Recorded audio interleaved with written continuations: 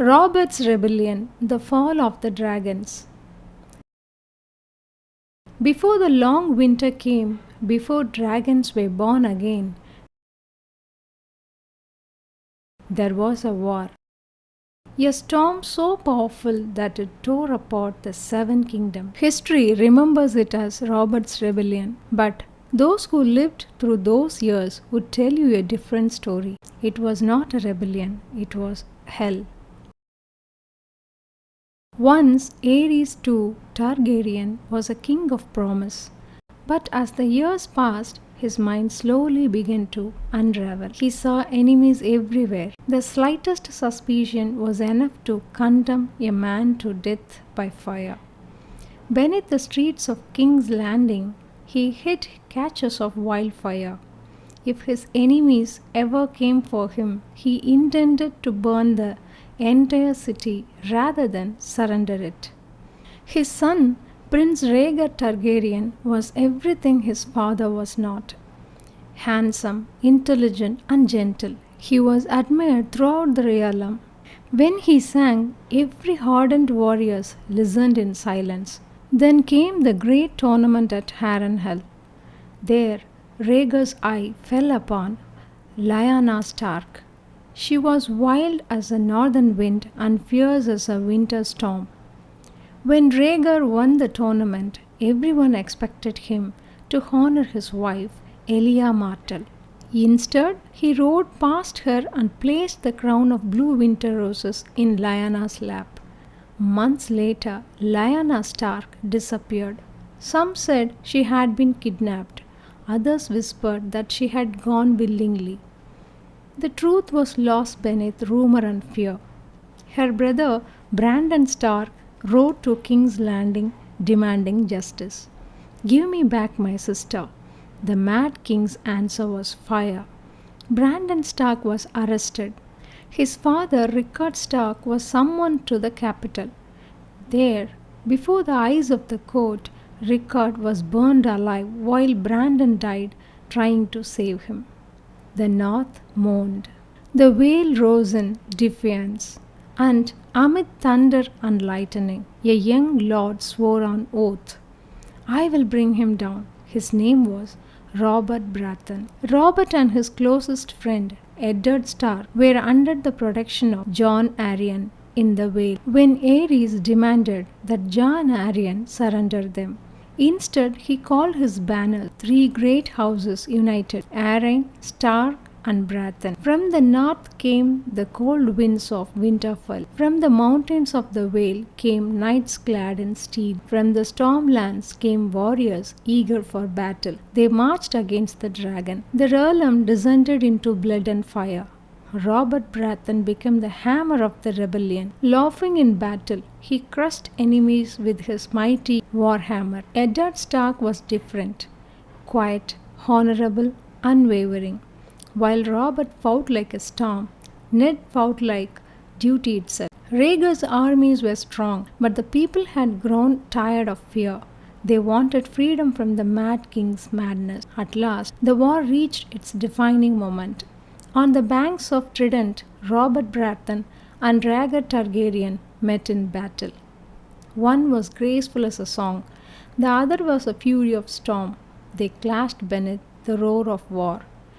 Then came the final blow. Robert's warhammer crashed into Rhaegar's chest. The rubies went into the prince's armor, burst apart and scattered into the river. The waters ran red. The dragon had fallen, and with him the fate of House Targaryen. After Rhaegar's death, the rebel armies marched toward King's Landing.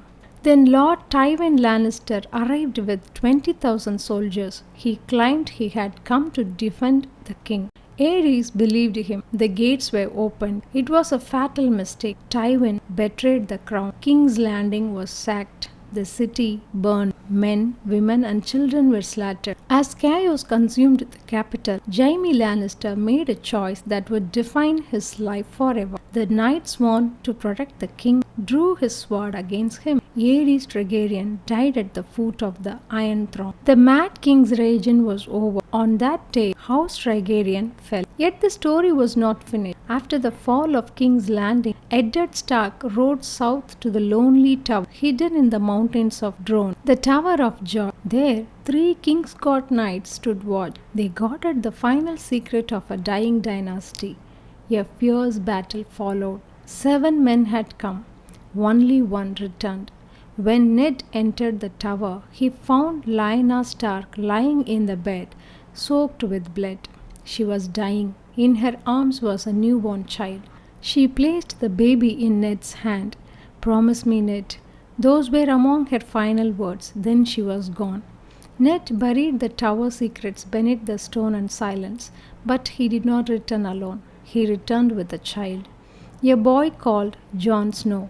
Back in King's Landing, Robert Baratheon was crowned king.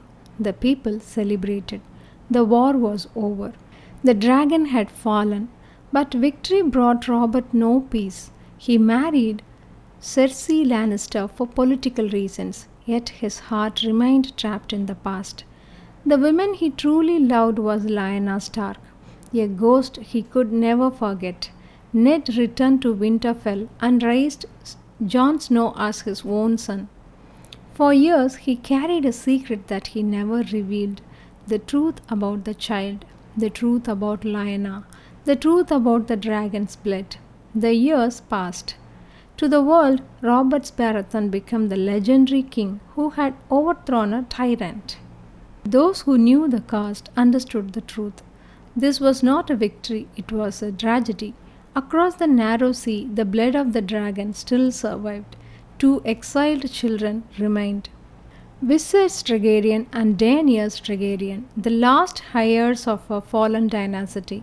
One day they would return, because fire never truly dies. It waits, it smolders, it remembers. Many years later, Robert Baratheon stood older and heavier than the warrior who had won a kingdom. His face bore the marks of age. His heart carried the weight of regret. He had won the Iron Throne, but lost the woman he loved.